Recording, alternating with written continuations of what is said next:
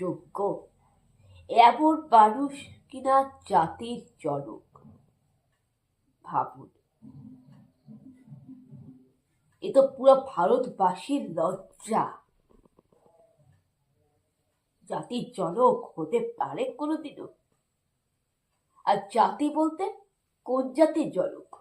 জাতি তো ভারতবর্ষের অনেকগুলো জাতি আছে। মারাঠি আছে, তেলেগু আছে, পাঞ্জাবি আছে, বাঙালি আছে, আদিবাসী আছে। কোন জাতির জনক? নাকি উনার হাত ধরে কি উনি বাংলা ভাষার সৃষ্টি কি উনি করেছিলেন? না উনার হাত ধরে কি মহারাষ্ট্রের সৃষ্টি হয়েছিল? না উনার হাত ধরে আদিবাসীর সৃষ্টি হয়েছিল? উনি জাতির জনক কি করে হয়?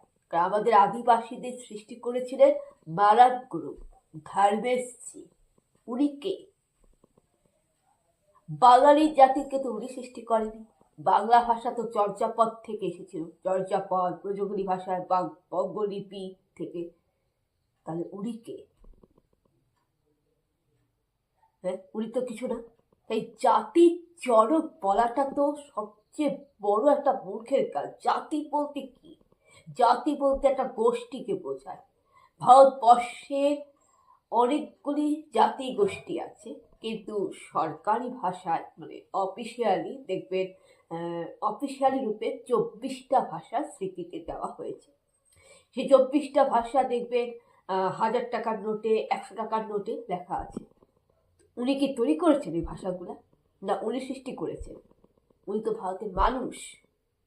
তাই ওনাকে জাতির জনক বলা হবে কেন?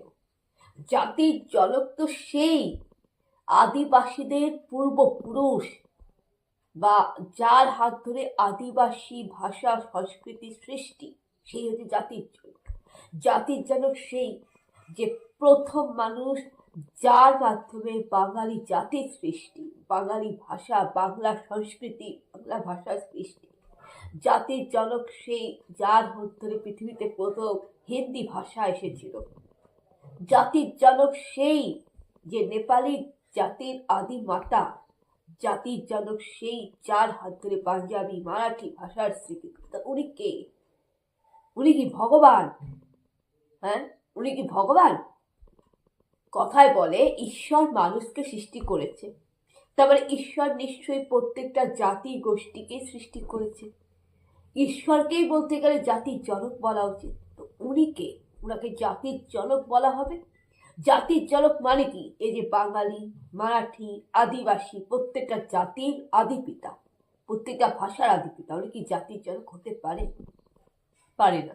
আর মানুষ জাতি যদি হয়, মানে সকল ভাষা গোষ্ঠী, আদিবাসী, বাঙালি, মারাঠি, নেপালি, হিন্দিভাষী, সকল জাতি গোষ্ঠী নিয়ে যদি মানব জাতি হয়, তাহলে মানব জাতির আদি পিতাকে? ঋষি মনু, যিনি ব্রহ্মাদেবের মুখ থেকে সৃষ্টি হয়েছিলেন, ব্রহ্মাদেবের পুত্র ঋষি মনু। ঋষি মনুকে মানব জাতি বলবো, তিনি জাতির জনক।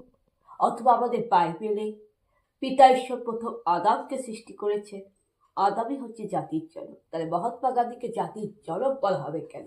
জাতির জনক যদি যদি বলা হয়, তাহলে তো তিনি আমাদের আদিবাসীদের, বাঙালিদের, মারাঠিদের, নেপালিদের, প্রত্যেকটা জাতিদেরকে তো অপমান করা। পিতা রয়েছে, পূর্বপুরুষ রয়েছে, যার মাধ্যমে প্রত্যেকটা জাতির সৃষ্টি।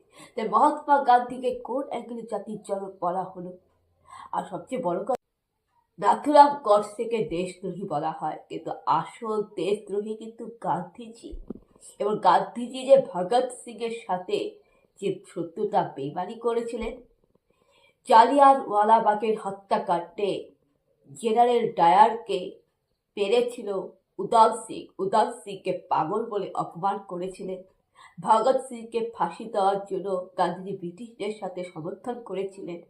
তিনি তো শত্রুতা করেছিলেন, দেশপ্রেমিকদের, দেশের বিপ্লবী সংগ্রামীদের সাথে করেছিলেন, বেইমানি করেছিলেন। নেতাজি সুভাষচন্দ্র বসুর সাথে বেইমানি করেছিলেন, লাল বাহাদুর শাস্ত্রীর সাথে বেইমানি করেছিলেন। তাহলে উনি তো একের পর একটা বেইমানি করেছিলেন, নোংরা রাজনীতির খেলা খেলেছিলেন। বর্তমানে আমাদের পশ্চিমবঙ্গে যেরকম দুর্নীতির সরকার, যেরকম দুর্নীতি রাজনীতির খেলা খেলছে, গান্ধীজি সেই সময় দুর্নীতিবাজ ছিলেন। সেই সময় গান্ধী ষড়যন্ত্র স্বার্থপর করেছিলেন। তাই গান্ধীজির এই পাপের জন্য, তার নিজের স্বার্থপরতা, ষড়যন্ত্র এবং দেশদ্রোহিতার জন্য ব্রিটিশদের সাথে হাত মিলানো, শত্রুপক্ষের সাথে হাত মিলানো, দেশটাকে ভাগ করে দেওয়া, ধর্মের ভিত্তিকে দেশটাকে ভাগ করে দেওয়া, তারই স্বভাব চরিত্র। আর এই যে মহিলাদের সাথে মহিলাদের ইজ্জত হানি করা, এর জন্যই নাথুরাম গডসে রুখে দাঁড়িয়েছিলেন। বন্ধুরা, এটাই হচ্ছে আসল তথ্য। শোষণ মানুষটা মহিলাদের সাথে এভাবে নোংরামি করে, এভাবে রাত কাটাতো, এভাবে মহিলাদেরকে নিয়ে রাতে এক ঘরে থাকতো, নোংরামি করতো, কেলেঙ্কারি করতো, সেই মানুষটাকে জাতির জন্য বলা যায়? এটা শিক্ষিত জাতির লজ্জা। বন্ধুরা, এক সময় রাজনৈতিক দল, ব্রিটিশ আমলে রাজনৈতিক দল এই তথ্যটাকে ধামা চাপা দিয়েছিল এবং এই তথ্য আমাদের পড়তে দেওয়া হয়নি। ইতিহাসে আমরা এই সত্যিটা পড়তে দেইনি। ইতিহাস মুছে ফেলা হয়েছিল, ইতিহাসের সত্যটা মুছে ফেলা হয়েছিল বন্ধুরা।